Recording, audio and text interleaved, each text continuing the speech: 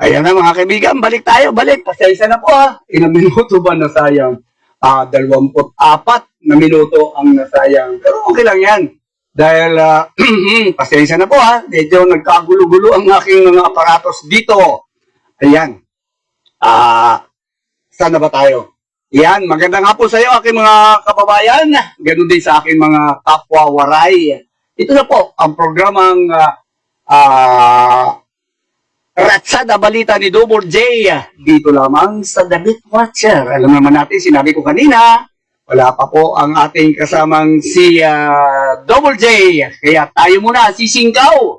Pero bago yan, binabati ko muna ang ating mga kababayan na nakikinig mula pa kahapon. O ng Biyernes pala, mula pa ng Biyernes, si Sir Nicolas Buetre.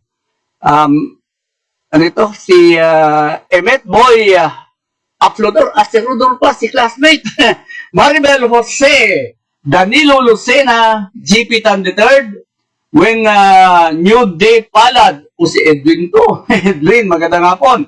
Si Frederick Pederis, si Evelyn Mercado Dolores, isa pang classmate, si Janry Ligario, Generoso Mano, yes sir, magandang hapon. Si Dom Cruz Dakong, Romel de la Cruz, ganun din si ating kasamang si Dante Lardizabal, ang isang Bikers for Lenny.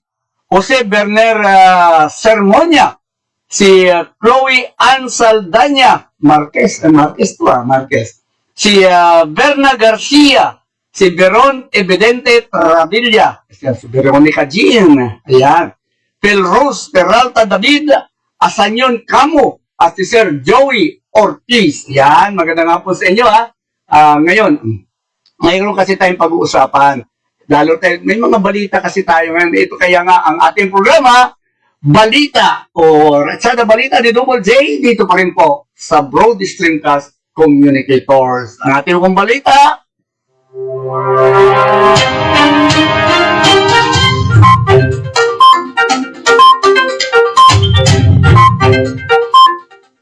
yan. May naitala, alam naman niyo mga kaibigan, na tumataas na po ang bilang ng ating infection ng COVID-19. Sa ngayong araw po, mayroon tayong 37,154. Napakataas na mga kaibigan. Ito yung bagong kaso ng COVID-19 na naitala ng Department of Health ngayong araw, kung saan mayroon na tayong kabuuan na 3,205,396. Ayan mga kaibigan ko. Pero magtaka tayo, bakit tumataas? Dahil nga po naandyan sa Omicron. Ayan, na hindi pa natatapos. Kaya lang mga kaibigan, bagamat mayroon tayong idagdag na bagong kaso, ito naman na masaya mga kaibigan at magandang balita. Bagamat mayroon din 30,037 na bagong nakarecover. Bagamat mababa ito kaysa doon sa naidagdag na 37,000. Ito ay 37 lamang mga kababayan ko. Ito yung mga nakarecover na naitala ngayong araw. Kahit pa paano mayroon, mataas pa rin 30,000. Kung kaya ngayon, nasa kabuuan bilang na naka 2 million po. 2,864,633 itong mga gumaling. Mga kaibigan, maraming salamat po, Panginoon, na ayan, napakarami na po. Nakaka 2 million po tayong mga gumaling na. At ito ang 30,000 na bago, Habang mga kaibigan, meron pa rin naman mga aktibong kaso.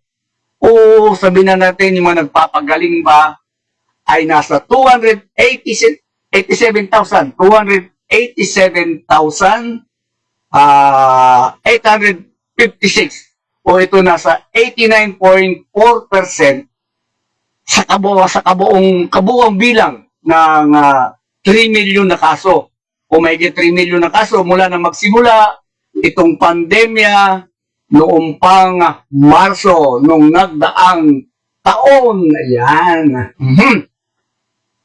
Yung mga aktibong kaso mga kaibigan, nasa 273,924 ang mild. Doon sa mga mga aktibo ngayon na nagpapagaling. Pero mga kaibigan, ang katanungan po dyan, paano nila nabilang Siguro ito yung mga nasa ospital lang, di ba? Ito nagpapagaling, nasa 287,856. Pero paano nyo nasabi na ito matutuwang bilang? Bakit kamo? Yung iba nasa bahay lang. Paano nyo nalaman na itong nasa bahay ay kasama dito? So, parang sa ngayon kasi kung mapapansin natin, talagang buong pamilya, halos buong pamilya mga kaibigan, ay tinatamaan nitong Omicron. Na bagamat mild lang daw ito, mild, pero huwag naman nating baliwalain, di ba? 287,000 mga kaibigan. Plus, itong ang aktibo ay nasa 273,924 doon sa kabuang bilang mga kaibigan na 287,856. Dito, ito yung mild. Mild. Samantala, 2,940 naman ang moderate. At 9,212 ang asymptomatic. Walang sintomas yan mga kababayan, pero naging positibo sila. Nasa 1,475 yung mga malala na, nakakalungkot mga kaibigan. At nasa 305 naman ang mga nasa critical. Ayan, ako Diyos ko po, mayroon pa pala. May mga, ang tawag ko, nasa critical pa pala sila. At sa bilang na 77,154 na na-report ngayong araw, mga kababayan ko, nasa 36,303 o 98% ang mga nangyari sa pagitan sa loob ng 14 na araw. Ito'y kasi nangyari ito mula January 3 nung nagdaang taon, 2021 pa, hanggang January 16 kahapon ngayong taon na ito, 2022. Samantala, ito pa, pakinggan nyo para alam natin mayroon tayong idea ano ba nangyayari, nasaan na ang ating mga kaso. Sa mga region na may pinakamaraming kaso sa nakalipas na 2 linggo, 2 weeks ago, itong National Capital Region o NCR. Mayroon itong 15,591 o nasa 43% ng mga bagong infections. Napakarami talaga NCR. Kaya tayo, mga nandito sa NCR, ingat-ingat po tayo. Tayo po ay, siyempre, bukod sa pag-iingat, bahay na lang muna tayo. Diba? Bakunado ka man o hindi ka man bakunado, bahay na lang po mga kababayan ko. Ang iba pang region, itong Calabarzon, Cavite, Laguna, Batangas, Rizal at Quezon. Mayroon silang 8,384 o 23% ng mga kabuuan.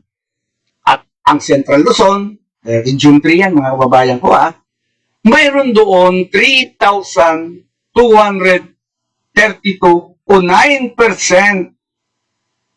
May naitala rin ng mga bagong nasawi. Ito yung nakakalungkot mga kababayan ko Dapat manalangin tayo, magdasal tayo, sana wala na mangyaring itong mga nasasawi. Ito'y tumaas ang bilang sa 52,907. Dumami pala mga kababayan ko. Nasa 52,000 na po. Pero sandali lang po. Ayan. Naku, napakarami pa rin. Ito nasa 1.65% sa kabuong bilang ng kaso. Na ilan? 3 million plus. Sa 50 namatay, 30 dito ang nangyari noong Enero ngayong taon. Ngayon lang, January lang. Ang dami naman pala mga kaibigan. Pagpasok ng January, mayroong kaagad 3 nasawi. Nakakalungkot mga kaibigan. Nasa 60% sila mga kaibigan. Malaki rin, 60%. Mayroon doon isa ang namatay noong November nung nagdaang taon, 2021. Ito'y nasa 2%. Meron din nangyari na binawian ng buhay noong October naman. Nagdaang taon pa rin. Ito'y nasa 1% o 2% pa rin. 12 noong Setyembre. Ito nung nagdaang taon na ito 24%. Nasa 24%. Samantala, Agosto naman, buwan ng Agosto, nung nagkarang taon din, mayroon naman tatlong binawian ng buhay. Ito'y nasa 6%. At noong July, mayroon dalawang namatay. Ito'y nasa 4%. At isa noong June na nasa 1%. At dahil sa late encoding, yan na naman tayo mga kababayan ko. Late encoding ng mga impormasyon sa mga namatay. Kaya nga po ang sabi ko kanina, paano natin natiyak na ito ang totoong bilang? Bakit hindi sabihin ng Department of Health o sino man namamahala dyan na ano lang ito, estimate. Kasi mayroon sa mga bahay nagpapagaling. Dito lang sa Marikina, ang dami nagpapagaling na hindi nga pinauospital. Alam niyo po ba kung anong rason? Ang rason po nila, bakit ako magpapa-hospital? May ubo ako, pag inubo ako, pag tinest ako, COVID. Di ba? Pag may sipon ako, magpa-test ako, COVID. Wala na. Puro na lang COVID.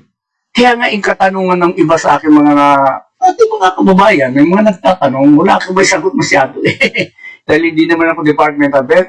Ang sinasabi ko lang dito, pinaalam ko lang sa inyo kung ano yung nalarinig natin sa labas, anong sentimiento ng ating mga kababayan.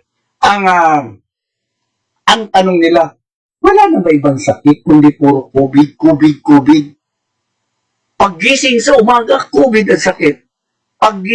Bago matulog, COVID pa rin ang pinag-uusapan na sakit. Kaya nga po, nakuha natin na ayon pa sa data ng January 14, kailan lang, ano bang, ang 14, yung Biyernes, nung Biyernes, 47.4% ng 81,380 na test na yun sa COVID-19 ang nagpositibo. Yan ang sinasabi ko. Siguro kahit sa bahay niya lang, meron naman kasi nabibili ng mga test kit ba yun ang tawag doon? So, ganun, parang ano yan, yung pagbubuntis, di ba, positive, negative, ganun lang, parang ganun lang. Ngayon tandaan niyo po sa mga oras na ito, 49% ng 3,400 na intensive care unit o ICU beds, 48% ng 20,300 isolation beds, 51% naman ng 14,000 ward beds, at 21% na 3,000 ventilators ay ginagamit na ng mga pasyente ng COVID. Sa buong bansa na po yun. Kaya nga po, lahat, pati mga aparatos, mga lugar, ay ginagamit na rin po lahat. Kaya nga po, pero sabi nung research, marami, totoo naman yan, marami ang tinatamaan ng COVID o itong tumataas ang kaso. Ang kaso, wala daw na hospital. Anong itong report ng Department of Health na sinasabi? 49% sa 3,400 ICU bed. Mayroon ang bansa na gamit na rin. Habang dito sa NCR lamang 7% ng 1,100 ICU beds o 50% ng 4,900 isolation beds. Yung 66% naman ng 4,500 ward beds at 28% ng 1,000 ventilators na inilaan para sa mga pasyente na may COVID-19 ay ginagamit na rin. NCR po yun, mga kababayan ko. Yung kanina, yung una, sa mga region po yun. At sa buong bansa, I mean. Ito, NCR lamang. Kaya tayo ngayon ay medyo ano naman tayo, ha? Medyo mag-iingat para hindi na tayo dumagdag. Ikaw, ako, tayo mga nandito, mga sabihin na natin, ang pakiramdam natin, wala tayo niyan. Pero, mayroon man o wala, bakunado ka man o hindi, para sure tayo, bahay na lang po. Huwag na tayo maglalabas kung hindi lang kailangan eh. Kaya nga ang direktiba ng Pangulo, huwag lumabas ang hindi mga bakunado. Ang tanong, bakit hindi lang bakunado? Kasi yung mga bakunado, hindi pa naman talaga sila ligtas. Kaso nga lang, hindi ganun kalala kung sila tatamaan na hindi katulad ng hindi bakunado na pag tinamaan ay talagang ayun, tatamaan ka talaga. Ayan mga kaibigan. Iyan po ang kung ilan na ang ating ang ating kaso ng COVID-19 dito sa ngayong araw lang yan mga kababayan ko sa report ko 3,205,396. Yan po. Ito pa. Ang sabi pa sa report ng OCTA, bumaba. Ayan. Ito maganda naman. Bumaba ng 2% ang COVID-19 na kaso o case growth rate sa NCR. Naku. Ayan magandang balita pa. Maganda pakinggan mga kaibigan dahil 2% binaba. Maliit na porsyento lamang yan. Pero kahit paano, bumaba ang case growth rate sa NCR. Kaya nga, sinasabi ko mga kababayan ko, itong nasabing pahayag ng OCTA Research Group, ito kanilang pinagbasehan dito. Yung 7 araw na paggalaw ng kabuuang bilang ng bagong infeksyon. Makita naman nila sa loob ng 7 araw, bumababa. Nung kanilang pinenta, nasa 2% lamang. Maganda na rin yan. Ang growth ng NCR nung Sabado, kamakalawa lang, ay naitala sa 3%. Ayan 3% yung kanilang growth ng NCR nung Sabado. 3%. Ang pagbaba, ito na sinasabi ng OCTA, may posibilidad sa mga sumusunod, di ba? Ang trend ng mga bagong kaso sa NCR ay malapit na doon sa pinakatuktok, pinakamataas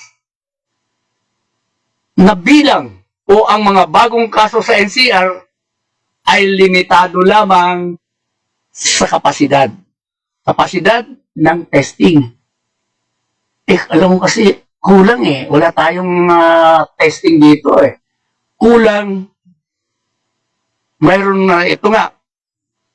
Hindi kasi na iba ayaw magpa-test Mamaya ang rason sabihin ko. Kaya nga nito, itong tulad ng dami ng testing na hindi sapat. Hindi sapat marami tayong testing pero hindi pa rin sapat mga kababayan ko. Kumpara sa dami ng kaso. Yung kaso natin, sabihin natin 500. 100 lang ang testing. Diba? Paano yung iba pa na hindi matetest? Lalo nila ngayon, hindi nila alam kung sila ay positive o hindi. Diba? So, mangyayari, wala akong sintomas.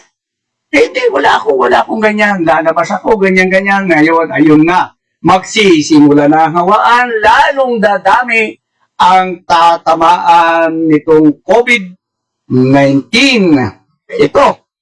Ito naging pahayag ng Okta, mga kaibigan, na si Dr. Guido David. Kaya nga sabi niya, nakulang ang ating testing. Sabi niya, kanya rin pinaliwanag na ang mga bagong kaso sa NCR na sinasabi niya, malapit na sa pinakadulo o sa pinakatuktok o peak. Kung ang bilang na naging infections magsisimula sa pagbaba sa susunod na linggo. At kung ang REO naman ay limitado ang kapasidad ng testing. Limited lang eh. Wala ba? Kulang ba? Asan ang mga budget natin? Wala na po bang budget, mga kababayan ko? Iyan. Yun ang malaking katanungan. Samantala, ang bilang ng mga bagong kaso ay magpapatuloy dahil ang Omicron ay dito pa rin sa kaparehong level, mga kaibigan, na umaaligid pa rin sila dito hanggang sa ito ay bumaba. Yan. Tandaan niyo po yan, ha? Andito pa rin, hindi po natin alam kung nasaan sila, malay mo nasa tabi mo na, o nasa loob na ng tahanan niyo. Ang kabuuang bilang na naitalang bagong kaso sa NCR mula January 1 hanggang sa 14 hanggang nung Biyernes ay nasa 165,000. Ang bilis. Halos 2 linggo lang, mga kababayan ko. Itong napagkunan dito ay base ito sa datos ng Department of Health. Ibig sabihin lamang ito, ang actual na bilang ng kaso, kabilang ang mga kasong asymptomatic at symptomatic ay hindi na-test. At yung mga na-test naman, sabi natin, na-test na may antigen, subalit hindi na i-report. Na-test sila, pero bakit hindi ni-report? O hindi na i-report? Kasi alam mo, may mga kapitbahay ako dito, mayroon silang mga test kit. Hindi naman, nasa bahay lang ako eh. Saan ko i-report ito? Sabi, negative ako si ganito, si Juan de la Cruz, si Tarpulano ako, negative ako. Saan ko i-report niya? Sa barangay? O sa Department of Health? Di ba? Negative. Positive. Negative o positive? Saan ko i-report? Dito lang, positive ako kasi self-quarantine na lang. Yun naman ang payo din, mga kaibigan. Yun yung sinasabi kanina. Paano natin natiyak na ito nga yung bilang ng mga nagpositibo? Hindi natin tiyak eh. May 6 hanggang 15 na mas mataas kaysa sa official na bilang na nai-report ng Department of Health. Yan lumalabas na rin. Merong 6 hanggang 15 na mas mataas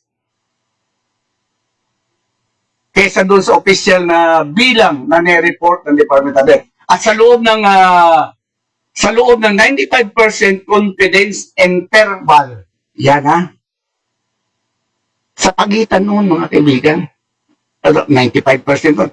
Kasi noong araw ng Sabado, noong Enero 15, tama, 15, ang NCR ay mayroon ng 18,422 na bagong kasos.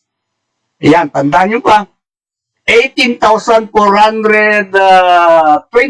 na bagong kaso. At itong Calabarzon naman, Region 4A, ay mayroon ng 1,401 na bagong kaso.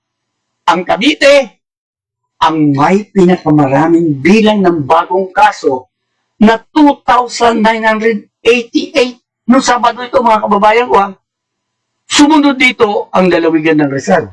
Kung saan tayo naka-assign, Rizal, na may 2,546. Samantala, ang Laguna, mayroon naman 2,473.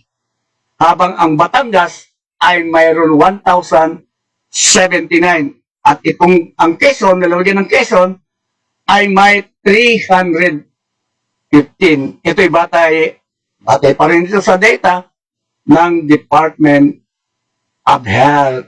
Sa pambalita, mga kaibigan, ito pa. isusulong ng house to house, ang house to house pagbabakuna sa mga senior na may comorbidities. House to house, pipilitin nila na pagpabakuna. Kaya nga po, ito muling iginiit ng Malacanang ang panawagang sa mga LGU, mga local government unit, na ikonsidera nila ang house-to-house vaccination drive. Sabi nga na, upang maabot daw, mapuntahan ang maraming senior citizen at mga taong may comorbidities na mabakunahan laban nga sa COVID-19. Ito ang iginiit sa kanyang pagpapaliwanag ni Cabinet Secretary Carlo Nograles, mga kababayan ko. Ang acting, siya kasi tumatayo, siyang acting presidential spokesperson. Sabi niya, ang pagbibigay ng vaccination services sa bahay ay kumbenyente sa mga itinuturing na priority groups. Lalo na yung mga hirap na bumiyahe patungo sa mga vaccination center. Ayan mga kaibigan, dito papasok ang isang katanungan. Hindi po ba bawal bumiyahe ang walang bakuna o walang card? Paano ka makakabiyahe papunta sa vaccination center? Ang sabi nila, yung mga may comorbidities o sabi mga senior citizen, kaya sila ang pupunta sa bahay. Kailan? Sa amin wala nagpupunta. Maraming senior dito sa amin sa lugar sa Marikina. Sa lugar namin na lang mismo, sa subdivision. Walang pumupunta, wala akong nakikita mula nang i-declare ito na kailangan igigiit ng Malacanang ang house-to-house vaccination.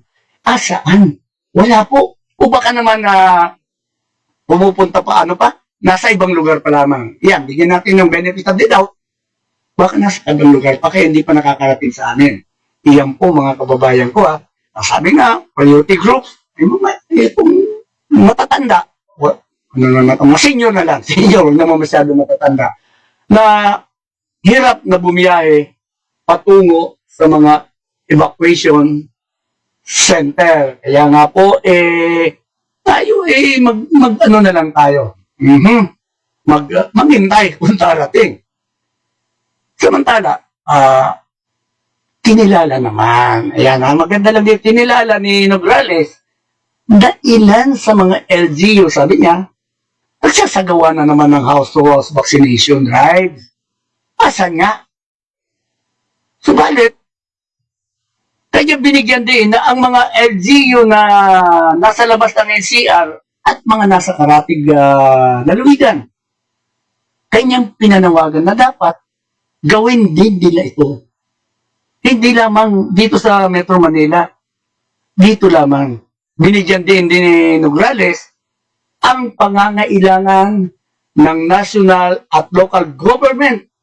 Ganoon din ng mga publiko upang makabit ang layuning vaccination sa bansa, unang bansa. Samantala, ito na naman tayo. Muling dinipinsa ni Nograles ang kautusan ni Pangulong Duterte sa mga opisyal ng barangay na higpitan ang galaw ng mga hindi bakunado laban sa COVID-19. Diba? Ang nasabing kautusan ay nang makipaglaban o nang nakikipaglaban tayo sa pagragasa ng bagong kaso ng COVID-19 na umano'y batay sa mga eksperto sa kalusugan na ang mga hindi bakunado na tinatamaan ay mataas ang posibilidad na malagay na magkaroon din ng komplikasyon tulad ng pagkaka-hospital at malala ay ang pagkamatay mula sa virus kumpara sa mga bakunado. Yan. Pero nga mga kaibigan ano ba itong mayroon kasi dito. Ano itong naging pahayag ni Public Attorney's Office Chief Attorney Persida Rueda Acosta kinontra niya itong kautusan ng gobyerno na ipinipili ang mamamayan na mapagbakuna sa kanyang pinalabas sa kanyang sa social media. Ang panawagan niya, Costa, sinabi nito na dapat pinag-aralan muna ng gobyerno ang nasabing utusan. At sa mga LGU naman, huwag i-discriminate ang mga hindi bakunado, mga kababayan ko. Dahil wala umanong mandato itong vaccination at walang batas. Ito naman matagal nang sinasabi niyan. Bakit nag-uutos ang Malacanang na ganito ipatupad ganyan? Mayroon pa nga pagbabantay, ano tawag doon? Huwag palabasin.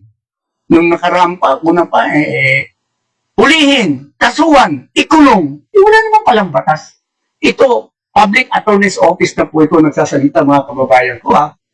Walang mandato itong vaksinasyon. At walang batas na nag-aatas o pinipilit na magpapakuna ang mamayan.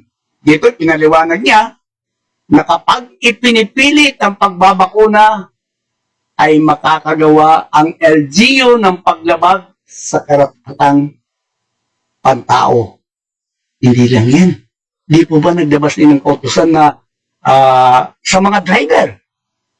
Parang lumalabas na inaalisan na nila ng kabuhayan. Totoo naman. Dahil kung hindi ka bakunado, hindi ka pwede pumasada. Iyon ang kautusan ng Department of Trade and Industry. Pero mga kaibigan, teka, ito pa, paano na ang Republic Act 11525 o itong COVID-19 Vaccination Act of 2021? Ito pinirmahan ni Pangulong Rodrigo Duterte noong Pebrero nung nagdaang taon, 2021. Ito ba hindi na umiiral? O napalitan na? O na-amend na ba ito?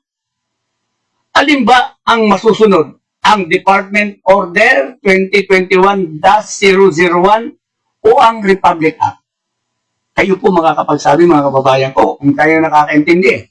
Nakasaad kasi sa Section 12 na ang vaccine card ay hindi mandatory requirements para sa edukasyon, sa trabaho, at iba pang katulad ng transaksyon sa gobyerno. Hindi mandatory ang pagpapabakuna dahil may karapatan tayong tumanggi kapag ayaw natin. Kaya maliwanag po yan, ating mga kababayan. Mayroon po tayong karapatan na tumanggi. Kaya nga po, maging ang Commission on Human Rights ay pumalag na rin dito. Di ba? Pumalag na dito sa ganitong kautusan sa nahigpitan ang mga hindi bakunado na makalabas ng kanilang bahay. Paglabag umano ito sa Constitution at karapatan ng pantao. Ito'y sa gitna ng mabilis na pagtaas ng bilang ng kaso ng COVID-19 dito sa ating bansa. Yan ha. Sa naging pahayag ng Pangulo nung nakarang linggo pa, kanyang inatasan niya mga opisyal ng barangay na hanapin at higpitan ang mga hindi bakunado sa paglabas-labas ng kanilang tahanan. Nagpalabas din ng direktiba itong Metro Manila Mayor na nagsasabi na ang hindi bakunado ay dapat manatili na lamang sa loob ng kanilang tahanan. Tahanan sa lahat ng oras. Walang lalabas talaga. Maliban na lamang kung bibili ng mga kakailanganin tulad ng pagkain at gamot o anumang serbisyo. Yan, mga kaibigan.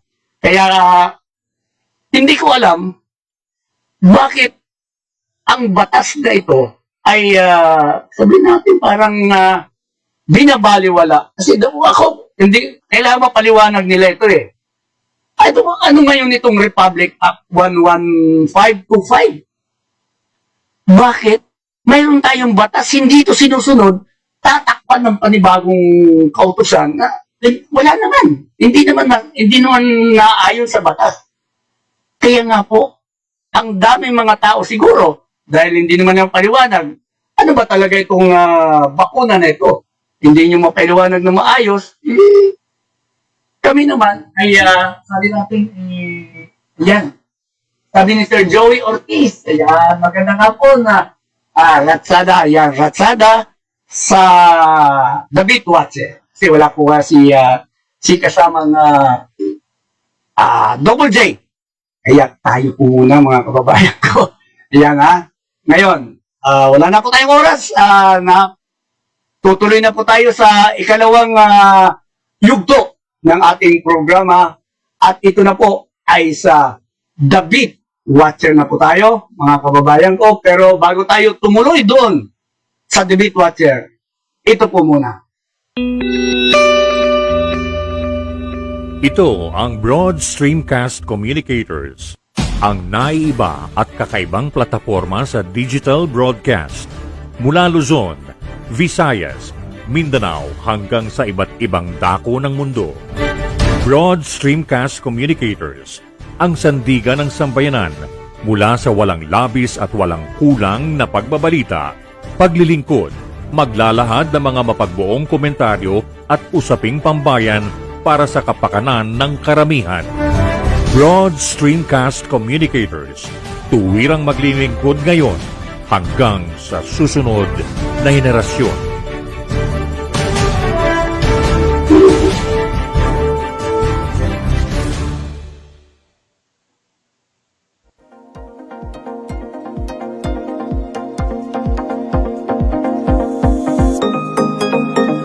The Beat Watcher. Ito ang maglalahad at maglalatag ng mga nakalap na mga balita mula sa Campo Crame hanggang Campo Aguinaldo. The Beat Watcher. Magbibigay daan sa mga kaganapan sa silangang bahagi ng Kalakhang, Maynila hanggang sa lalawigan ng Rizal. The Beat Watcher. At ngayon, narito ang ating tagapagmasid, si Romy Tuazon.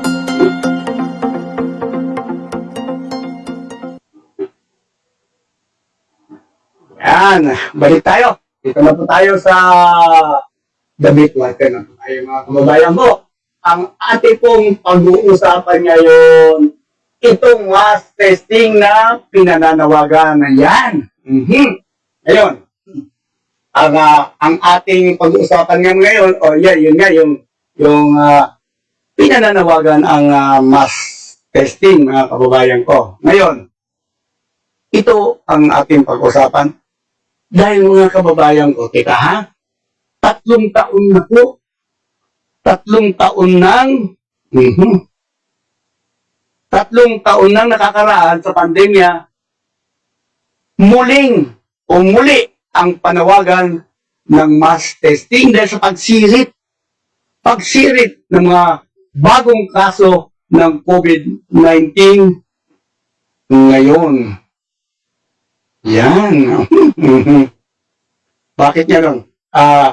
Ang mass testing ngayon, mga kaibigan, ay kailangan dahil na, kinatatakot natin dahil nga sumisirit. Tama po yun. Kasi, yan.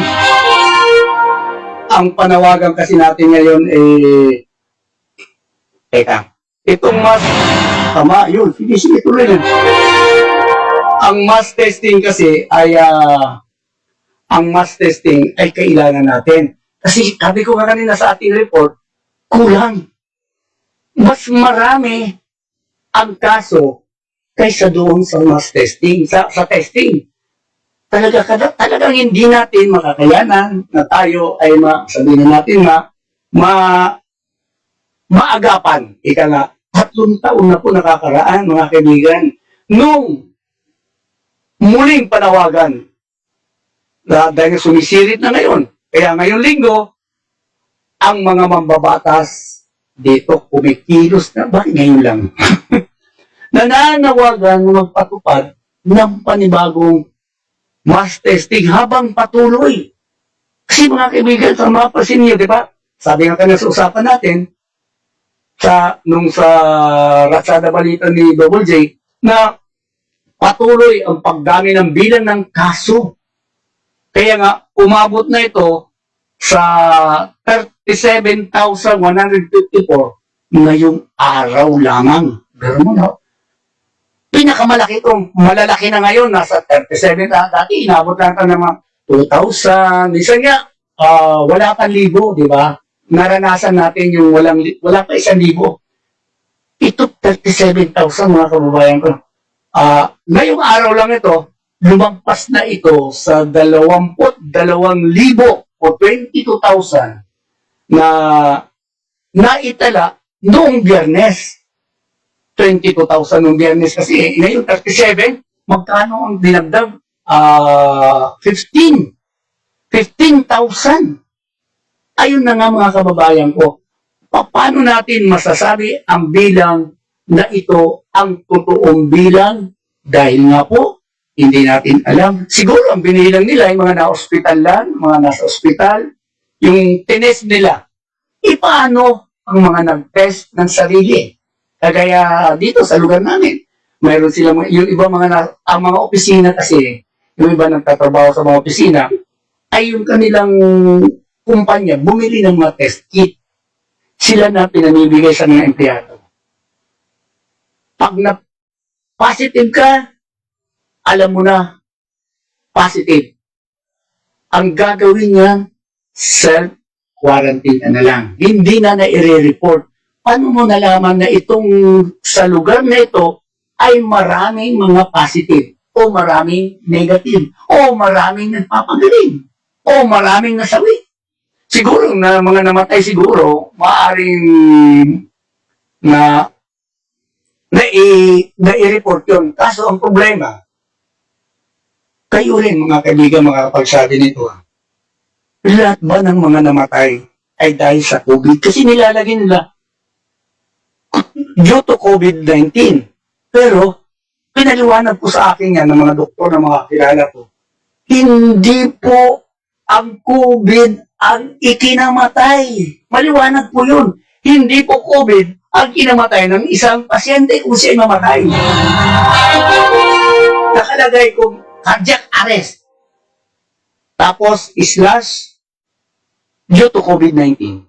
Kaya dyan. Hindi po nakalagay ang kanilang death certificate ay due to COVID-19. Hindi po. Andun pa rin po yung sakit na nakalagay. Sinasabi ko po ito dahil iyon ang pagkakaalam. Ito yung sinasabi sa akin ng mga expert din, mga doktor. Siyempre, mga doktor yan. Bagamat sinabi nila, alam niyo ba nagsabi ng doktor sa akin, ng kausap ko? Alam niyo, kabayan, hindi ko kami ang gumagamot. Hindi sila ang gumagamot. Tandaan niyo po yun, ha? Ang mga doktor ay hindi po sila ang gumagamot. Ang nagpapagaling sa inyo ay yung nasa taas pa rin. Ang Diyos pa rin. Sila nagpapayo lang sila. Halimbawa, may sakit ka na ganito. O, ito inumin mo para ganito, ganyan. Hindi sila ang nagpapagaling. Magpapagaling yung nasa taas. Ang ating Panginoong Diyos pa rin. Kaya ang mga sila, sabi nila, wala, tagapayo lang kami. Nakikita ko yung sakit mo, masakit ang ulo mo, o itong gagawin mo. Di ba? May hypertension ka. Ito ang gagawin mo. Ito ang giinumin mo. Iyon lang, ganyan lang ang ginagawa nila. Hindi sila ang nagpapagaling. Tandaan niyo po yun, ha? Kasi ano na yung utak natin, pag doktor naku, napagaling ako ni doktor ganito. Ay, napagaling ako ni doktor. Hindi po, sila mismo ang umaamin. Hindi po kami nagpapagaling. Yun nga, sabi ko nga kanina, kumilos na naman ang mga mambabatas, nanawagan sila. Dahil nga, magkaroon uli ng mass testing. Kasi nga po, nasa 37,000 sa isang araw. Ngayon, ewan ko, bukas siguro lalagpas pa ito. Ang pangangailangan, mga kaibigan, sabi ng mga subalit, itong mga pangangailangan na, ang tawag nun? Ang pangangailangan na panawagan. Dito, kailangan ng panawagan ay hindi pinapansin. Yan, maliwanag yan. Hindi tayo aabot sa ganito kung pinapansin ang mga panawagan. Lalo na ng mga eksperto. Nagsasabi ay eksperto, ganito, ganyan. Ngayon lang. Nakarang linggo lang. Ang sabi ni Father Nicanor Austriaco, microbiologist yan, mga kababayan ko. Mas paniniwalaan ko yan dahil sila ang aaral tungkol dyan. Hindi naman yung mga doktor eh. Ang mga doktor, sila lang nagsasabi ng gamot. Kung anong gagamot. Hindi sila pinag-aaralan. Itong mga microbiologists, mga scientists, sila po nag-aaral. Ano ba ang sabi ni Father Ostriaco? Ang sabi niya, itong Omicron na ito, magiging, di ba, kung natatanda niyo, may in-interview ako itong doktor mula sa Amerika pa. In-interview ko dito sa programa ko, si Dr. Ang. Jesse Ang. Eksperto din niya sa ganyan. Ang sabi niya, halos pareho sila ng sinasabi ni Father Ostriaco na itong Omicron, ito na ang tatapos sa pandemya.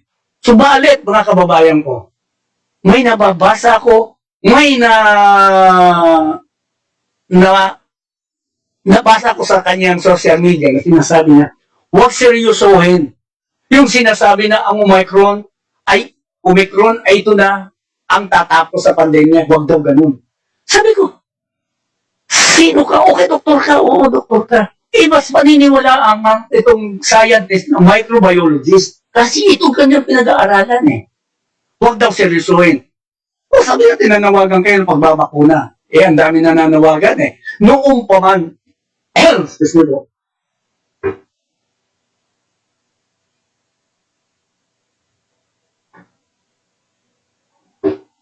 noong pa man, ang ibang ahensya ng pamahalaan na nagsasabi na wala talagang batas na magpipilit sa isang tao na magpabakuna.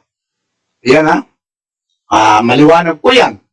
Ngayon, ang pangangailangan na panawagan ko ay sinasabi ng ating report na binabaliwala o hindi pinapansin. Hindi lamang ayaw ng gobyerno na magsagawa ng mass testing kahit na tila parang tsunami. Parang tsunami ang bilis ng pagdami ng bagong infeksyon. Parang ayaw eh. Nadiskubre rin ng mga mambabatas, ito mga kaibigan, ang nakakalungkot. Dito nasilip ng mga mambabatas na wala palan. Wala. As in talagang zero. Walang pondo ang Malacanang na inilaang pondo ang Malacanang para sa libreng test na hindi kasama doon sa 5.024 trillion 2022 national budget. Hindi ko kasama doon. Alam mo kung nakakalungkot? Dito, nadiskubre ni House, nalaman na rin ni House Representative Deputy Minority Leader at bayan muna Representative Carlos Isagani Zarate na priority ng budget ngayong taon na 2022 ang pagbili, alam mo kung ano yung mga yan, mas inuuna yung pagbili ng mga armas at military equipment. Na ito ngayon ang ating kinakaharap na pandemya, walang nilagay na budget para sa mass testing. Ngayon nga, mas inuuna yung mga sa panggera, mga armas panggera. Bakit? May harapin ba tayong gera? Sasabak ba tayo sa gera? Isip ako Duterte muna ang hindi gumagalaw sa China kasi ayaw niya ng gera eh. Di po ba? Siya mismo na kaya, pag ginera tayo, kaya ba natin ng China? Sabi hindi tayo papalag. Kinakamkam nilang ating mga ari-arian dyan. Hindi tayo pumapalag kasi ayaw natin ng gera. Bakit ang binibili natin dito, pina-priority natin bilhin, ay itong mga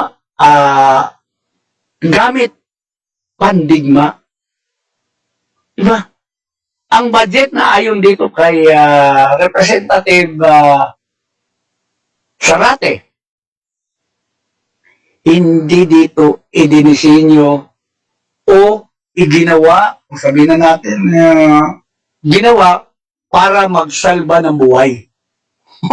Kasi kung iyan ay para sa sabihin na natin, kaligtasan ng buhay, ito nang kailangan. Ito na lumalabas ng mga kababayan ko. Walang budget para sa mass testing. Isa yan sa mga dapat priority ng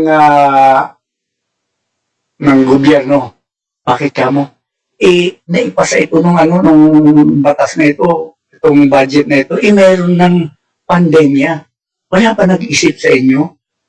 Bakit? Sasabihin niyo wala ng pera. Asan yung pera natin? Ipinadala na o binigay na sa mga insik? Diba?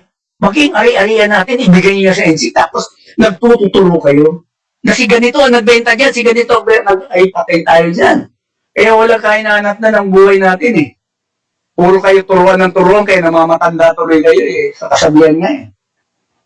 Sinabi nito, walang pera daw para sa free mass testing sa mga taong vulnerable, mga essential workers, at mga empleyado. Subalit, may pera sa pambili ng mga missiles, helicopter, at iba pang gamit pandigma. Yan, mga kaibigan, may gigirahin yata tayo. Ngayon, sabi niya, ang dapat gawin ng Department of Health ay i-declare. Sabi nila na pinaghahandaan ang mas malaking sitwasyon na ang ICU bed utilization rate ay umabot na sa 48% sa National Capital Region at 32% sa buong kapuluan. Ito dapat, sabihin na ng ng gobyerno, ng Department of Health, ito ang kanilang pinaghahandaan. Pero wala mga kaibigan, hindi natin alam. Kung hindi ko na alam kung hindi ko nakuha itong report na ito sa DOS mismo. Dito sinasabi pa, 30 po, kahilingan na kalihim o sinabi ng kalihim ng kalusugan na handa daw sila, handa nilang ipunin ang mga healthcare workers mula sa iba't ibang sektor. Alam mo, kabilang dito, kukunin nila yung mga hindi pa graduate na mga interns. Interns pa lamang, gagamitin na nila.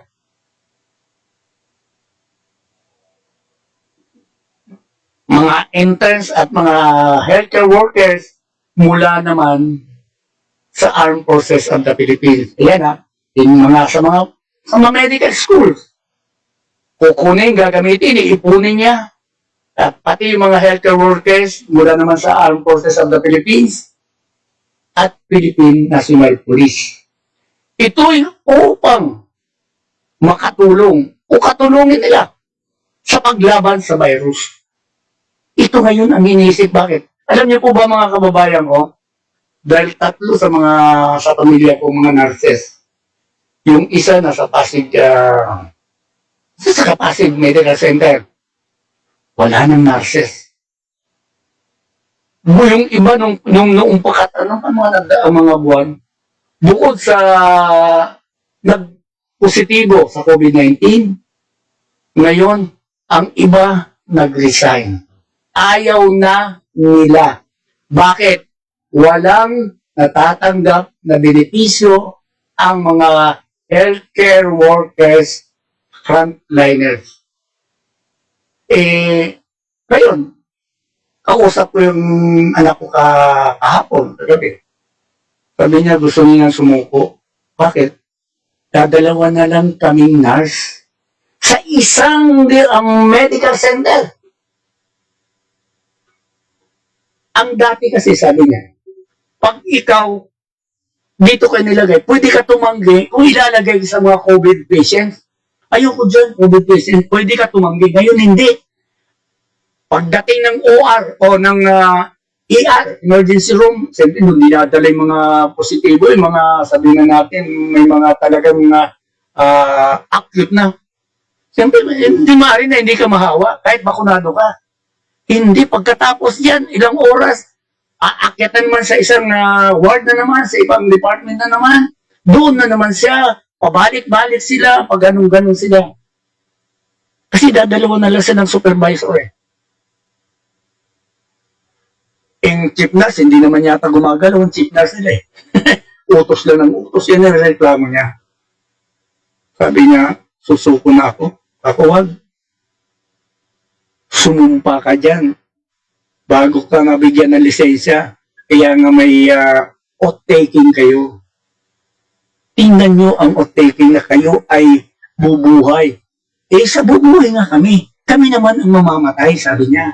Ang dami na po mga health workers na frontliners na binawian na rin ng buhay, mga kababayan ko. Yung mga doktor sa PGH, mga kaibigan, na i-report nung nakarambuan pa yata yung mga doktor hindi na pumasok. Pero mo, sa ganyang sitwasyon, bakit? Alam mo, ang rason ng mga doctors, ang sinasabi nila, yung mga benepisyo nila ay hindi nila natatanggap. Hindi nila napapakinabangan. Ang sabi niya, sa tinatayang 50 billion na inilaan para sa mga special rest allowance ng mga healthcare workers sa budget ngayong taon, hindi yung mga testing yun, yung mga benefits ito, special rest allowance. Ngayong taon, walang rason ang mga frontliners na nakikita na muling mangyayari ang pakiusapan. Pakiusapan noon na noong daang taon, di po ba, kung saan sila ay nagmamakaawa nasabi nagmamakaawa sila, asan na ang aming mga benepisyo, di ba? Ang sabi ng Department of Health, ay, nagpalabas na kami ng ganitong milyon. Bakit nag-aalburoto pa sila kung nagtanggap na nila? Kung nailabas nila, inilabas nila kanino? Nasaan? Mga doktor, nag-alburoto na rin. Dito, ang kanilang mga karaingan o pagmamakaawa nila, inilabas nila sa kalye. Yan, para malaman. Kasi kung uupo ka lang dito, magsisisigaw ka dyan, hindi ka pakikinggan. Yan ginawa nila. Inilabas nila sa kalye, itong mga karaingan na mai-release ang pera na obligasyon ng gobyerno na dapat sana para sa kanilang mga healthcare workers na kanilang pinagtrabahuan, na ikinaya ang kanilang kaligtasan at buhay. Ganon din ang kanilang mga mahal sa buhay. Siyempre, kung naandun ka sa isang ospital na humaharap pa sa mga pasyente, ay hindi maaari na hindi ka mahawa, di ba? Kahit naka-PPE ka pa, suot mo pang PPE, at naka-face mask ka, lahat yan, kompleto ka, hindi maaari hindi ka tamaan. Ang sample ko dyan, mga kababayan ko, uulitin ko na naman. Dalawa sa aming kasamaan sa media ang fully vaccinated yan, namatay pa rin. Siguro, meron silang ibang sakit. At ang pinakamatindi, mga kaibigan ko, isang doktor sa isang medical center, malaking medical center sa bandang South. Hindi ko nababangkitin. Nasabi ko nito noon. Metikuloso siya. Babae yung doktora. Pag pumapasok, minsan na nga lang siya pumasok Pag pumapasok siya, kompleto siya sa mga gadget, mask, face shield, kulang na lang, o minsan naka-PPE pa siya. Ano nangyari? Ayun. Kinuha na rin ni Lord. Fully vaccinated po yun. Kaya nga po, sinasabi ko kanina pa, na ang death certificate ng isang namatay, hindi yung sinasabi doon na ang ikinamatay nito ay COVID-19. Due to COVID, hindi. Sasabihin, lalagay doon kung anong kanyang comorbidities, heart attack, failure, mga ganong failures, kadugtong doon dahil may COVID-19. Ibig sabihin nun, hindi talaga COVID-19 ang kanilang ikinamatay. Dito nga, habang itong mga kaso natin dito sa Pilipinas ay patuloy na dumadami. Dumami ito. Sabi ko nga, tama ako. Sabi ko, sisirit itong kaso, ang bilang ng kaso ng mga kaso ng COVID-19 pagkatapos nitong Christmas holiday. bago mag-December, mag-January, bago magpalit ng taon. Ayun nga, padami ng parami na. Hanggang ngayon, dumami. O di tumama ako. Ay, hindi man ako manghuhula.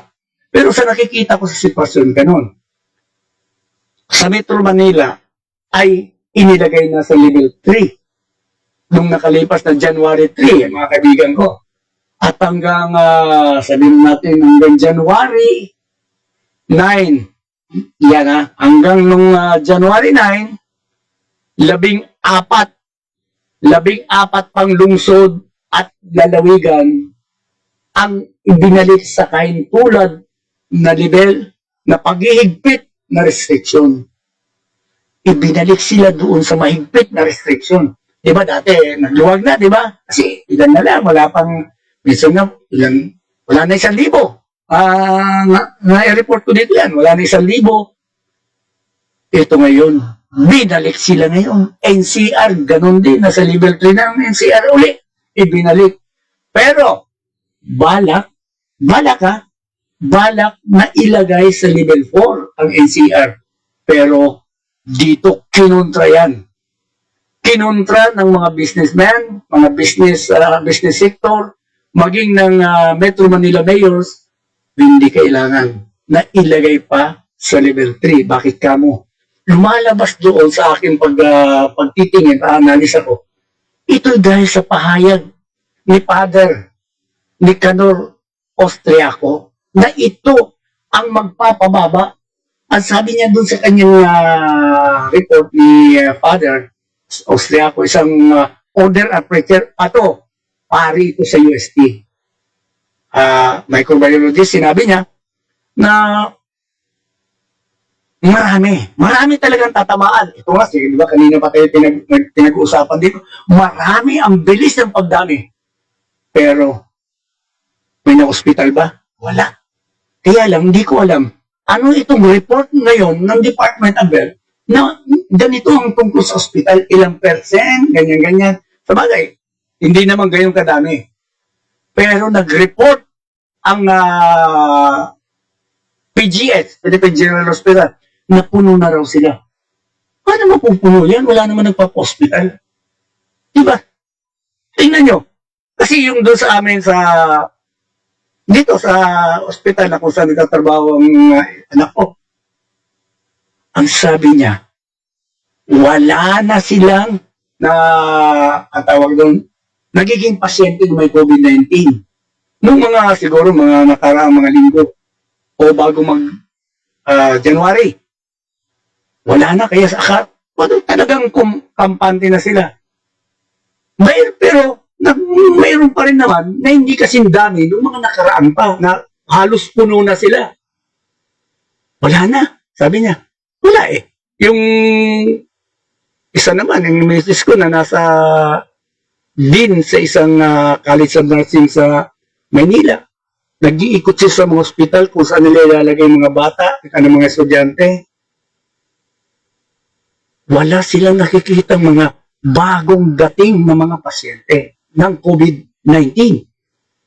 Ito mga ospital ito ng gobyerno ng Maynila. Kasi doon ilalagay yung mga estudyante sa kanilang RLE, yung Related Learning Experience ng mga nursing student. Kailangan ma-experience ng mga estudyante na ito na mag-duty sa mga ospital bago sila graduate. Para ma-experience nila, ganito ang ospital, ganito ang pag-duty. Para pag sila naman ay naging nurse na at lisensyado na, siyempre, pasado sa board, at magtatrabaho. Siyempre, sa mga ospital, karamihan yan, magtatrabaho. Alam na nila, na-experience na nila magtrabaho sa ospital. Kaya yun ang ginagawa ng mga nursing schools. Umiikot sila, tinitingnan mga ospital, nakikipag-usap sa mga ospital kung anong schedule para mailagay mga bata roon, mga estudyante. Ma-experience nila ang mag-duty sa isang ospital. Kaya nga sabi ko nga kanina na may mga lalawigan ang ibinalik sa mahigpit na restriction. Kaya na may nila ng NCR, di ba? Nasa level 3 tayo. Nagpalabas dito direktiba Metro Manila Mayor sa na pagbabawal nga sa mga hindi bakunado na lumabas sa kanilang mga tahanan. Ngunit itong patakaran ay hindi sapat. Hindi ito sapat upang mapigilan ang kasalukuyang patuloy na pagtaas ng infeksyon. Hindi ito sapat, mga kaibigan, kasi sa bahay na lang mismo kasi na-i-infect na yung mga tao eh. Kaya, di ba? Halos lahat. Kaya, trangkaso lang kasi yan eh. Yung sinasabi naman, trangkaso lang yan, paracetamol. Kaya nga po, nagkaroon ng tawag ito, nagkaubusan ng paracetamol. Kasi ang nararamdaman na ngayon ng mga tao, parang trangkaso lang, ordinaryong trangkaso na magagamot ng isang paracetamol, ordinary gamot lang. Kaya, bibili ka sa mga butika, over the counter lang yan. Hindi na kailangan ng reseta yan. Hindi RX yan, mga kaibigan. Hindi RX para mabigyan ka ng gamot. Over the counter lang po ngayon. Yung nakaraang linggo, nagtanong-tanong ako. Naku sir, wala na po kaming ganyan-ganyan. Kahit anong paracetamol, wala na po. Tapos, yung mga nakakausap ko, nagrereklamo na sila. May paliwanag pa nga sila eh, na sa media, nagpaliwanag ang isang may-ari ng butika. Kasi sinisisi sila, bakit para daw tinatago nila. Ang sabi niya, hindi po kami nagtatago. Ang nagtatago yung mga malalaking laboratories na gumagawa nitong mga gamot na ito. Although wala siyang binanggit kung anong mga laboratory. Bakit kailangan itago? May kautusan ba ang gobyerno o anuman yan para itago nyo kung magtataas kayo ng presyo? After ng ilang days yan, 2 days, 3 days, nagpalabas ang gobyerno. Okay na. Mayroon na supply ng mga gamot na ganito, ganyan. Bumili ako ngayon. Wala pa rin. Sabi ko, akala ko nagpalabas na ang gobyerno ng nag-announce na ang gobyerno na marami ng, sabihin nun, na mayroon na tayong gamot. Wala pa rin. Sabi ko, asan na nangyari? Ano ba nangyayari na sa atin dito? Yung mga tao nagrereklamo, naniniwala, ewan ko, naniniwala pa sila sa gobyerno. Dito, hindi nga kaya pigilan itong utos ng Pangulo na i-restrict, pagbawalan, higpitan ang mga hindi bakunado na lumabas ng bahay para sila daw ang nakakahawa. Mas nakakahawa nga ang mga siyempre hindi naman akong sasalita ito, wala akong kausap ng mga doktor din. Ang sabi nila, mas nakakahawa mga bakunado dahil mayroon na silang virus sa katawan. Iyon ang kanilang panlaban, virus sa katawan. Yung mga bakunado, walang virus yan. So, ibig sabihin yung virus mo, may sasalin mo doon sa wala. Di magkakaroon siya ngayon. Di ba may report nga sa ibang bansa na sinasabi na kinarantin nila. Israel ba yun? Ganon. Kinakwarantin nila yung mga bakunado. Hindi yung mga walang bakuna. Dahil walang bakuna, walang peligro yun. Yun ang sinasabi doon sa report. Israel, UK yata, pati UK. Hindi dapat itong mga bakunado. Ito, ngayon lang. Kasasabi ko lang kanina na nakiusap, nanawagan si Fauci Perseda Rueda Acosta. Kasi ang mga LGU ang inatasan nga ng Pangulo na i-restrict, pagbawalan, higpitan itong mga hindi bakunado na lumabas ng bahay. Sabi ni abogado po yun, alam niya yung batas. Alam ang batas dahil kaya nga nilagay siyang chief dyan ng Public Attorney's Office eh. Dahil alam niya ang batas. Walang batas. Diba? At walang batas na nagpupumilit. Mayroon naman tayong batas na ang sinasabi Republic Act 1125. Yung Vaccination Act of 2021 na pinirmahan nga ng Pangulong Duterte yun eh. Eh yun ang batas. Pero ang sinasabi doon, hindi compulsory, hindi sa pilitan ang pagbabakuna. Kung ayaw mo magpapakuna, diwag, hindi ka pipilitin. Pero bakit ang kautusan ng Malacanang, magpabakuna kayo, kundi kakasuhan, ulihin kayo. Ang maganda lang yan, para nagpalabas ng panibagong statement ng Pangulong Duterte. Sinabi niya, ito naman para naman sa kapakanan ninyo. Ang ginagawa nito para sa inyo rin kaligtasan. Ayun, mas maganda pakinggan kung gano'n. Pero kung babantaan mo ang tao, babantaan mo ang mga hindi bakunado, ito naman. Dahil meron silang mga karapatan. Sarili nila, sabi nga ni Fauci, sarili ko ito. Ako ang nakakaalam. Diba? Gusto ko magpabakuna, nasa akin yun. Eh kung ayoko, hindi po ako mapipilit. Walang batas na pwedeng pagpilit sa akin. Kung hindi ka daw yata magpabakuna, hulihin ka, kakasuhan ka. Diba? Ang daming mga hindi tugma sa batas ang ginagawa ng gobyerno. Nung nakaraan, facial. Kaya nga, yung nag-ano ko dyan, anong buwan ba yun? Naglabas ang gobyerno, Department of Health. Sa Biyernes, kailangan naka-facial na lahat. Compulsory na magsuot ng facial, Lunes mo yun. Sabi ko, Biyernes pa ba? Bakit? Ngayon Lunes, walang virus. Sa Lunes pa darating ang virus, kaya kailangan sa Biyernes pa tayo mag-face mask. O, di ba? Lumalabas tuloy, sana tama ako. Hindi ko lang alam kung mali ako o tama ako. Gusto ubusin yung mga nabili sa China. Ganon din mga bakuna. Bakuna dito, bakuna doon. Sige, magpabakuna kayo, ganyan. Kailangan pilitin maubos ang bakuna para, alam mo paano susunod? Booster. Pag naubos ang booster sa susunod, may bayad na. Ganyan na. Pera na yan, mga kababayan ko. Bakit? Asaan yung trilyon na inutang para sa pagtugon sa COVID-19 pandemic? Asaan? 11 na ba yan o 13 trilyon ang kabuang utang? Napakalaki na po mga kaibigan. Pagsamahin mo yung utang ng Marcos, pati hanggang kay Pinoy, mas mataas pa rin ngayon. Kasi alam kong bakit? Kanya-kanya ito eh. Kanya-kanyang bigayan sa task force impact na lang to end local communist.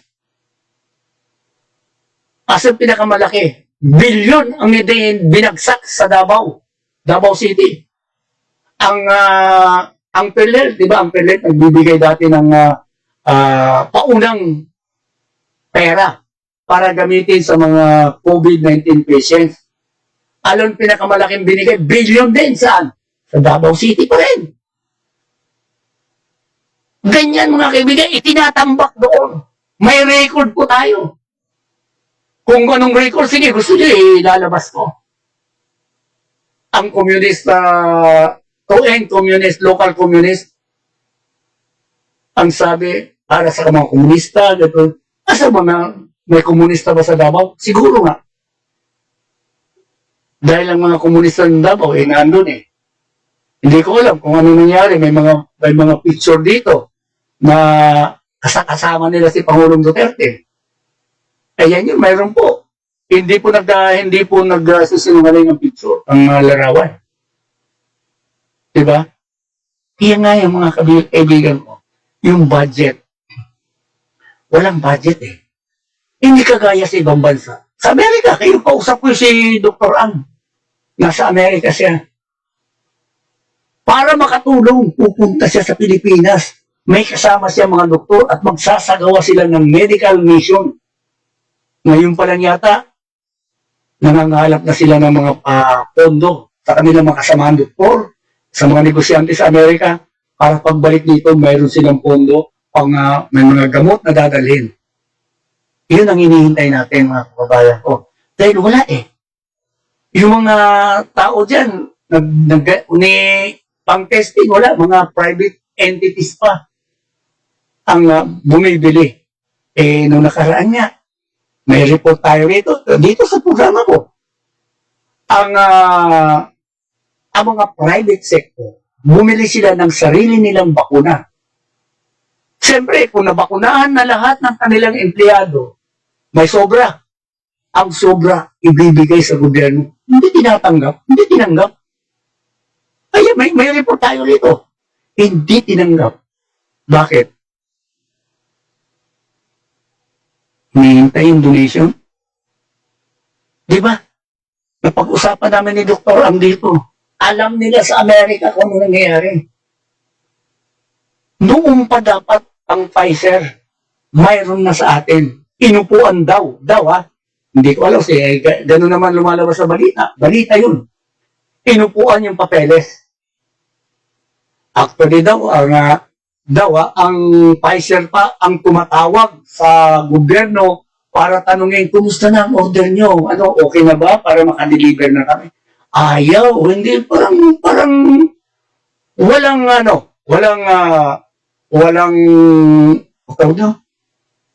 parang ayaw. Ay, hindi hindi ano mga dahilan. Alam mo nangyari? Ang order na supposed to be para sa Pilipinas na inihanda daw ng Pfizer, napunta ng Singapore. Ang Singapore ngayon, ang nauna nagbakuna. Tayo, wala pa. Ang iba nagbabakuna na sa Southeast Asia, pati maliliit na mga bansa, nagbabakuna na sila. Ang tayo, hindi pa. Hinihintay pa ang mga bakuna galing ng China. Ngayon, sinasabi nila, ay, itong, ng China? Ang bakuna. Ganito ang nangyayari. Wala nang epekto ngayon. Ang booster na. May bakuna pa, mayroon pa rin, siyempre. Pero, booster na ang kasunod yan. Wala pang katapusan niya. Bakit yung ibang doktor, huwag daw intindihin ang sinasabi ng Father na ang Omicron ay ito ang tatapos sa pandemya. So, COVID-19 pandemic. Huwag daw huwag daw seryosohin yun. Dahil, pambira naman. Kayo mga doktor na imbis na payapaan, pahupain nyo ang takot ng taong bayan. Hindi, nagdagdag pa kayo eh. Kilala ko yung doktor na yan. Hindi ko kilala personal, pero nakikita ko sa kanyang sa kanyang mga post. Imbis na sabihan nyo, sige, ito ganyan. Pero, mag-iingat pa rin. Kagaya na sinabi ng World Health Organization. Di ba? Ang World Health Organization nagpalabas na rin. Ayun, may palabas ano ba yan? Yung kanyang Director General. Ang sabi niya, ang Omicron ay malamang ganito. Parang halos pareho ng kanilang ng kanilang sinabi ni Father Father Nick. Alam niyo kung hindi totoo yan, pumalag na ang Okta. UST ang nag-release nyon. Ang Okta kasama si fellow siya doon si Father Father Nick, fellow siya ng Okta. Di sana pumalag ang Okta. Sinabi ng Okta, teka, ganito, ganyan, di ba? Hindi nag-release si Father.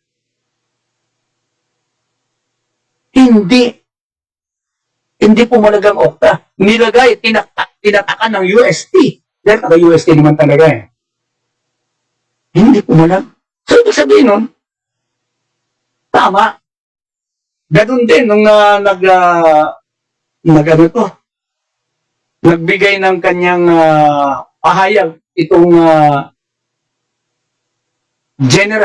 Secretary General ng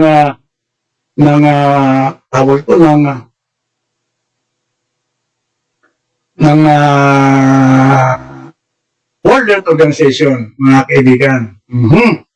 Kaya nga, mahirap na malito nakakalito mga kababayan ko eh.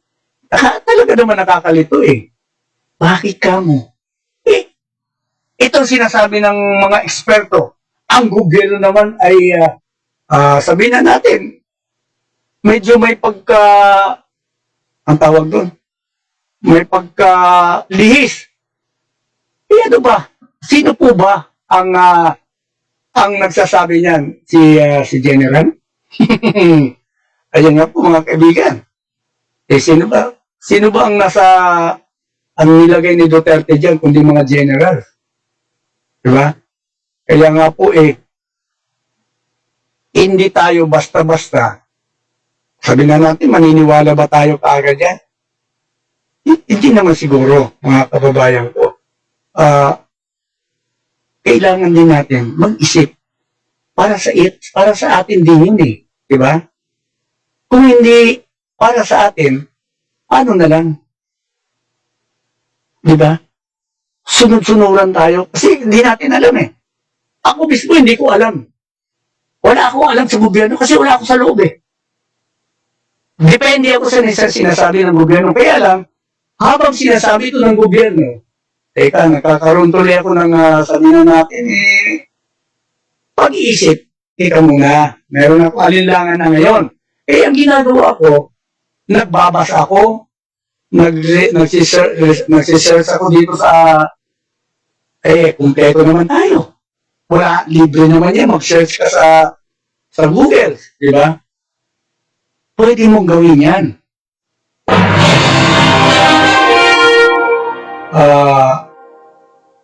Google. May mga katanungan ka, malalaman mo yan. Kung ano ang gusto kong malaman. Kung anong gusto mong makuhang kasagutan, titingnan mo rin naman yan, mga kababayan ko. Sige, doon mo makikita, doon mo madidiscover na ang mga katanungan na iyong gusto malaman. Ito nga, sabi nga nila, alam mo yung mga mababata, sabi ko kasi kumikilos na sila, no? Ito may mayor, nagpalabas ng direktiba, yun nga na pinagbabawalan. Ang sabi nila, ang bilang ng mga kaso ay nananatiling tumataas. Kahit na sinasabi ng gobyerno na 102% na target sa NCR ay nakatanggap na ng kahit isang dose pa lang ng COVID-19 vaccine. Ang sabi ito, nagsalita rin itong mga mababata, si Representative Arlene Brosas ng Gabriela, sinabi niya, ang pagtubo sa pandemya ay bulag sa totoong sitwasyon. Ito ba'y tama? Ito ba'y sinisiraan niyang gobyerno? Hindi. Siguro nakikita niya, ganun din. Ako hindi naman ako ano yan. Basta paano nasasabi ng ating mga kababayan, yun ang aking sinasabi. Pero hindi naman yung galing sa akin. Ibig sabihin, mayroon akong source. Either mga doktor o mga kababayan ko. Itong kanilang sentimiento.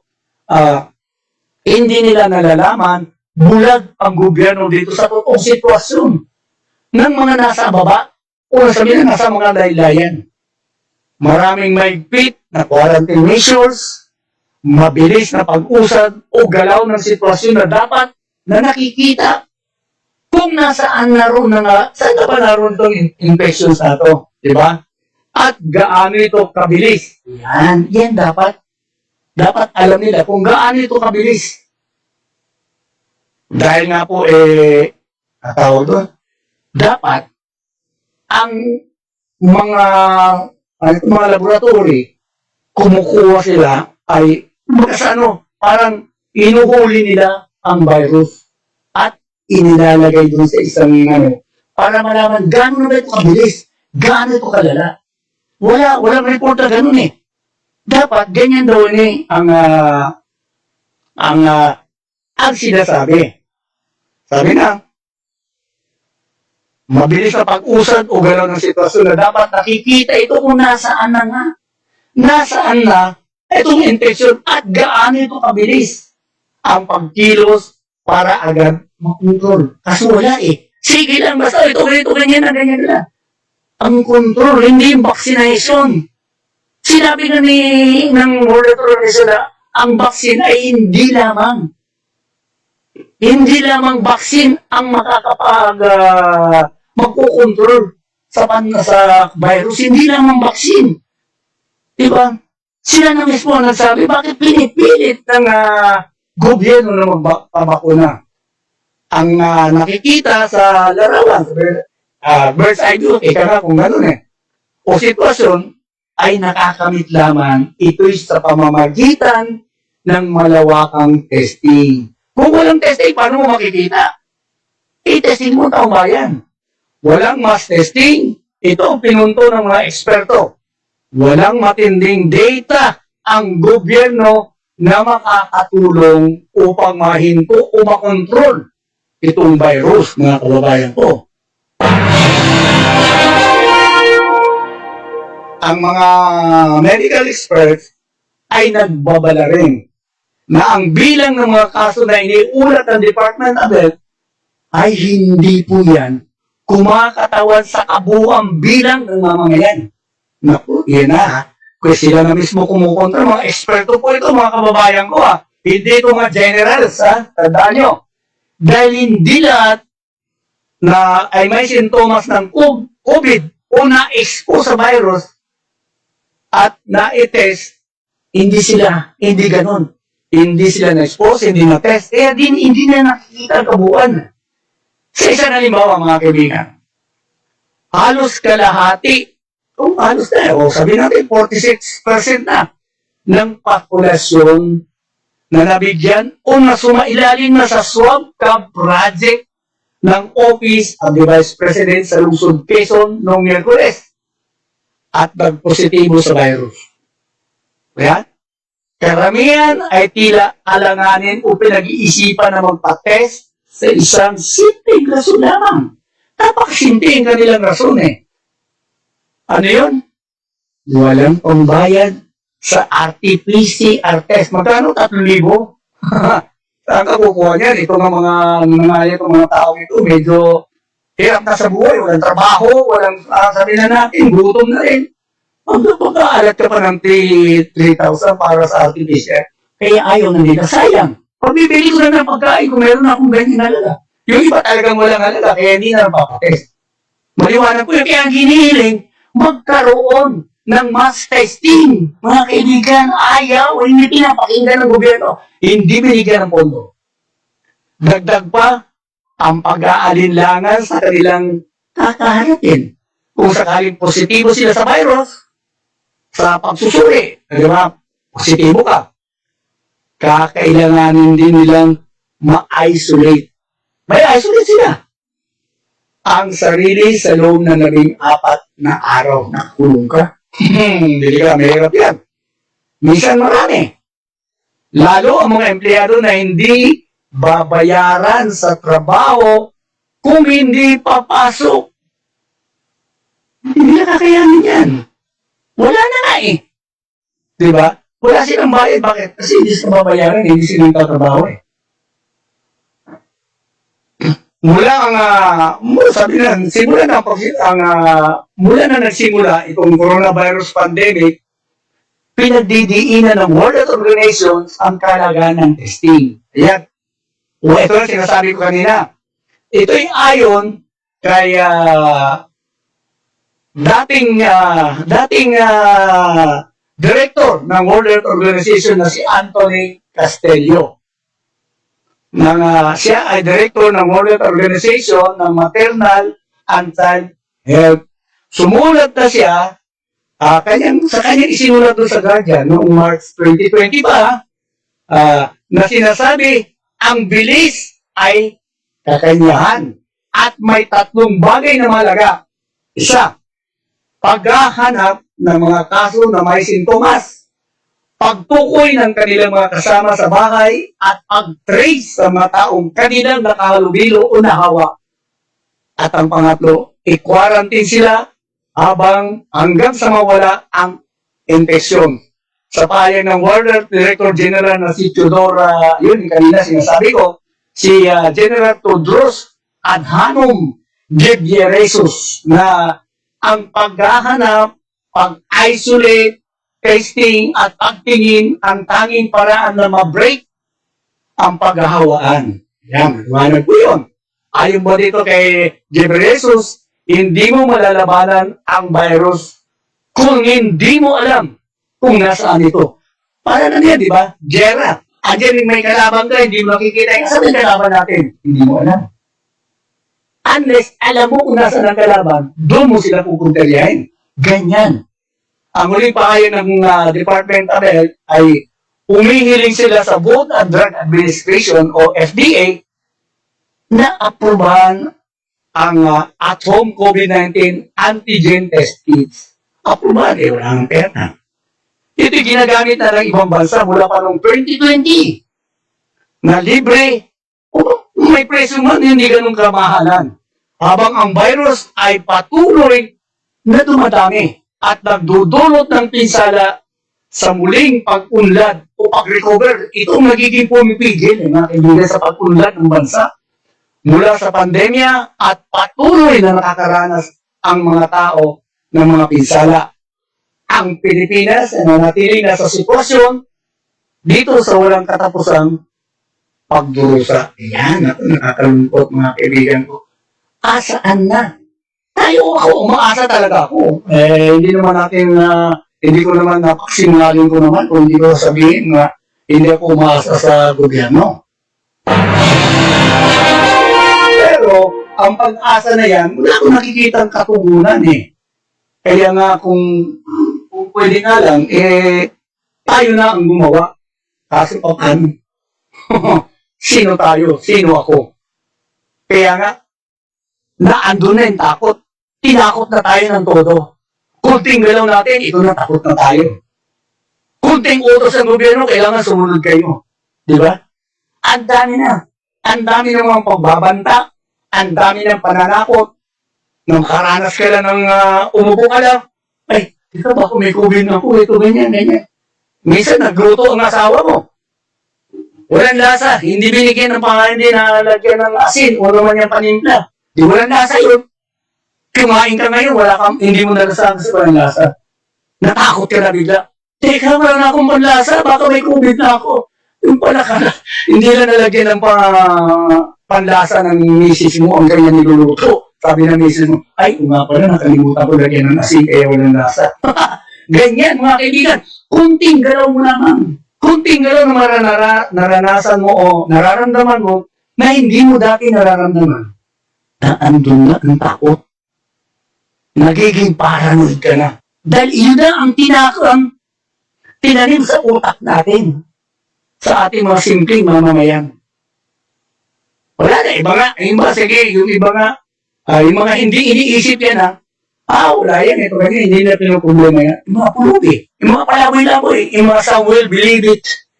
Lakad dito, lakad doon, gano'n. Hindi na yan eh. Nakita mo ba sa kanila naka-face mask? Nakita mo ba naka-face shield? Wala. Lakad na lakad yan kung saan naabutin ng gabi. Doon na sila matutulog pero walang sakit. Hindi nila iniintindi. Hindi nila iniintindi na sila ay natakot o ano man yan.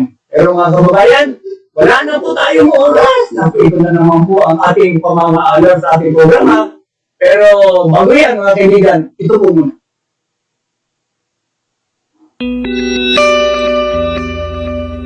Ito ang Broad Streamcast Communicators, ang naiiba at kakaibang plataporma sa digital broadcast. Mula Luzon, Visayas, Mindanao hanggang sa iba't ibang dako ng mundo. Broad Streamcast Communicators, ang sandigan ng sambayanan mula sa walang labis at walang kulang na pagbabalita, paglilingkod, maglalahad ng mga mapagbuong komentaryo at usaping pambayan para sa kapakanan ng karamihan. Broad Streamcast Communicators, tuwirang maglilingkod ngayon hanggang sa susunod na henerasyon.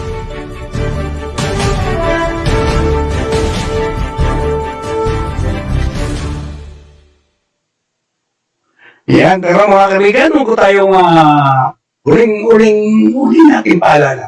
Huwag tayo magsawa na manalangin, humingi ng tulong sa ating para sa ating Diyos at para sa ating mga kababayan, lalo pa sa ating mga kapwa-oray, maupay nga kulok sila gihapon. Para sa ating lahat po ay God bless us all.